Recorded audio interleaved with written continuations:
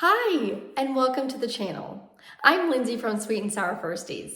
If you're new here, make sure to like, follow, and subscribe for tons of weekly back-to-school tips and tricks to help make it your best school year ever. This week is all about why you should use visuals in your classroom. We're going to discuss why visuals are important in the classroom, some must-have visuals to have on hand at all times, how visuals can impact student behavior and foster independence, as well as a must-have management freebie. Let's dive into why visuals are a must-have in the classroom. Visuals can have an impact on student behavior in a positive way, meaning they can help foster independence and create a sense of stability for students so they know what to expect. We're helping to build that structure and routine for students, and visuals are a huge part of that. If you're used to hearing, "What are we doing next?" or "What time is lunch?" then chances are you could use more visuals in your classroom too. One of the reasons I love visuals is because it creates less disruptions and more time for teaching. Imagine that you're teaching and you have a student raise their hand and ask, "What time is lunch?" We know we've all had that. Instead of having to get off of your train of thought and round everybody back in, what if you could just point to something? That is just one of the huge impacts of visuals. With visual supports, we are also taking away unnecessary barriers for students, even those youngest learners who can't read yet. When you have visuals in place, think about your supply labels. Think about visual directions. These all take away those barriers for students so they can easily access and meet their needs, even if they can't read yet. And one of the biggest reasons I always include an array of visuals in the classroom is that it promotes an environment where students can easily meet their own needs and we can quickly redirect undesired behaviors that arise. Now that we've talked about some of the importances about why visuals are a must, let's talk about some easy visuals to implement. So if you've been following me for a while, you know I am all about making it as easy as possible, helping the classroom run itself, helping foster independent learners. Visuals are a huge way that I do that. My number one must-have visual that changes management almost immediately are hand signals. Hand signals are great. Let's think about, again, you're in the middle of teaching a whole group. You are really deep into the lesson. You guys are having great conversation. You tell students to think about something and you're gonna call on students to have an answer to this question. You have 6 hands that go up and one of those hands is to ask to go to the bathroom. Well, as it turns out, with hand signals, that doesn't happen anymore because you have different signals that students give to meet different needs. This is great, especially during that whole group time when you're all sitting and learning. Instead of someone raising their hand to go to the bathroom, they make the signal. This shows you the need that they have, and you can quickly and non-verbally, that's the most important part, you can non-verbally address this student and say yes or no. And you're not having to guess what their hand is up for. They know what they need, you know what they need, and you can very quickly get right back into the lesson. That's one of my favorite things about hand signals. Next is having a visual schedule.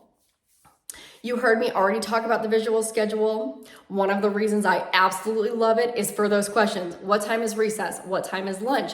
What time is math? Instead of hearing those questions all day long, especially at the beginning of the year, here, go look at your visual schedule. What time is lunch? Even if they can't tell time yet, they can see, okay, we have math, then we have recess, and figure out the progression of the day without you having to do anything. And it's great because same thing, one of my favorite things, especially because our specials change weekly, instead of having kids come in and say, "What special do we have this week?" I just use Velcro and change it out. If something changes in our day, I can easily change it out and manipulate it. I'm not having to answer the same question over and over again for students. They can go exactly to the visual schedule and see what happens when. Another must-have visual are visual directions. Visual directions are great. If students go to their seats, getting ready to do their assignment, what do we need again? I don't remember what we need. What do we do next? Instead of having to repeat yourself over and over again, think about how many times we repeat ourselves every day. You can just point. Look at your directions. It shows you what you need and what you do next. And again, every visual that I include always has a picture as well as a label or some sort of words, so that no matter what their needs are, they can see exactly what they need to do. Those visuals are great for management. Let's talk about students meeting their needs. As you can probably tell, I am one to foster independence and allow students to own their space and get what they need without having to rely on me, because guess what? That frees me up with more time to teach and deal with other things that arise, as we know they do. And one of those is with supplies. In the classroom, I let students have access to all of our supplies that they need, as well as manipulatives and tools that they need. And one thing I do to get rid of those barriers for students is to label them all again with the picture and the words so they can see. Do you need scissors? Go get some scissors. You lost your glue stick? Go get another one. It makes it really easy. It causes less disruptions and hassle, and students can get what they need without interrupting me. And a good rule of thumb is if something has a place in your classroom, it can also have a visual to go with it. When you remember that and think about that, that will really help you help foster that independence for students and really help them meet their own needs. And of course, in turn, it boosts organization and independence in the classroom, which is a huge win-win. Those are all different, easy to implement visuals that can all have a home in the classroom. Now let's talk about how visuals specifically affect student behavior in the classroom. Okay, so again, let's think about you're all learning on the carpet. You have students blurting out, you have students rolling on the floor. It's time to stop and practice those expectations. Now, here's what I like to do when we're talking about expectations. I like to create an anchor chart with students of what it looks like and sounds like. I also model for those students what it looks like and sounds like, so they have a good explicit model. Then we practice what it looks like. Now, when we practice, here's something that I like to do. I like to get an in-action visual of students doing it. Transitions, cleaning up, sitting on the carpet, whatever it is, lining up. I like to get in-action pictures for students so they can literally have that visual there for when they need it, because at some point they're gonna need a reminder. So let's think about everyone sitting on the carpet. We're practicing. I'm looking for students who are showing us exactly how we sit on the carpet, how we are ready to learn, and then you snap a picture of them. I like to print out these pictures, stick them right on our anchor chart that we've built together, and keep that anchor chart up as long as they need it. So for example, if we're having a hard time sitting on the carpet, let's go back to our anchor chart. What does it look like when we sit on the carpet? What does it sound like? Look, here's a picture of Johnny sitting on the carpet and showing us how we sit on the carpet. Here's another tip, especially if Johnny really struggles to sit on the carpet, use him as a role model. Johnny, remember, here's what it looks like. Those visuals give them a cue. Again, you can even just point and not say a word, but it gives them a cue and a reminder, this is what we're supposed to look like and sound like on the carpet. So those visuals, using the students as the visuals, especially for behavior, huge at the beginning of the year. And again, fostering that independence that we want. What specific procedures and routines can benefit from visuals? Well, I have a list for you.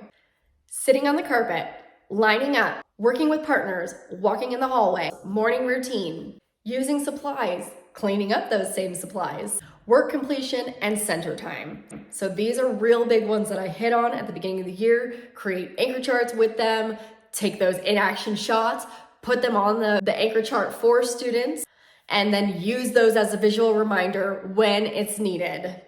Another game changer for visuals is using daily slides. Daily slides have been a serious game changer in the classroom for me. They really take a lot of that stress and pressure off of that daily and weekly planning. One thing that I really love about slides is that you can set up everything ahead of time, and so you can reuse that template every week. And again, think about all the visuals you can implement with daily slides, more than we can do if we don't use them. For example, look at this morning routine that I've used with students. It shows them exactly what they need to do in all the steps that they need to do it, and it gives them that visual that they need. You can also embed visual timers for students. And what's nice about those is everyone can see and hear it in the room, as opposed to just having a timer on the board or around the room. Daily slides for visuals, serious game changer.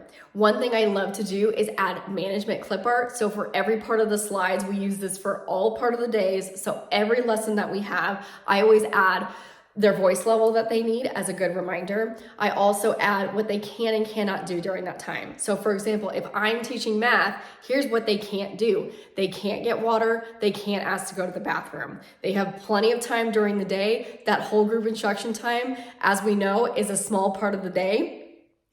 And so they are expected during that time to sit and listen. I love daily slides too because they help remind me of all the pieces of our day. They help us with prompts. Again, I even added a little place on the slides for looks like, sounds like, so they know exactly what it looks like and sounds like, and I show them how to look at that and access that. Again, you can add pictures there instead of words, but daily slides are a serious game changer for using visuals throughout the entire day. Right, and I mentioned a management must-have freebie. If you want a super simple way for students to transition to an activity without the chaos of them running and getting started, without you being finished talking, then you need to try a movement code. This visual is what we use, and it is a serious game changer. Again, if you have those kids who are ready to start before even listening and finish listening to the directions, movement codes are magic. We have robot as our example, and so the students know if they don't hear the word robot, then they can't get started. And it's great because sometimes they tune you out. Let's be honest, we know that they do. And so if they've tuned you out, then they hear the word robot and they're like, oh, it's time.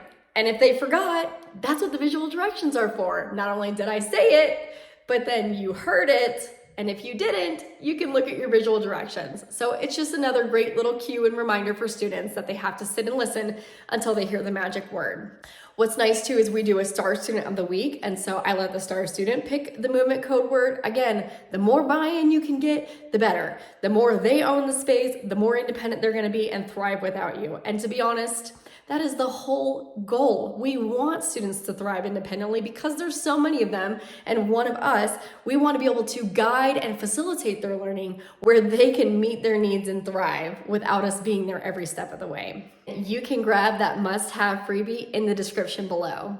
If you haven't yet, you need to snag this classroom management bundle. It is huge and includes all these tools and more to help your classroom almost run itself this year and for years to come.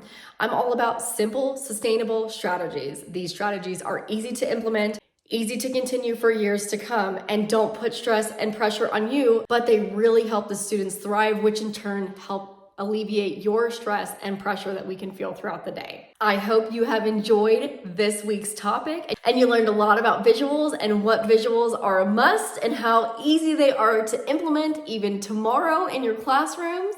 If you have another visual must in your classroom, please share it below in the comments. You know, I'm all about gaining information from each other. Everyone has so much knowledge to share. And again, if you haven't, make sure to like, follow, and subscribe for tons more weekly back to school tips and tricks to make it your best school year ever.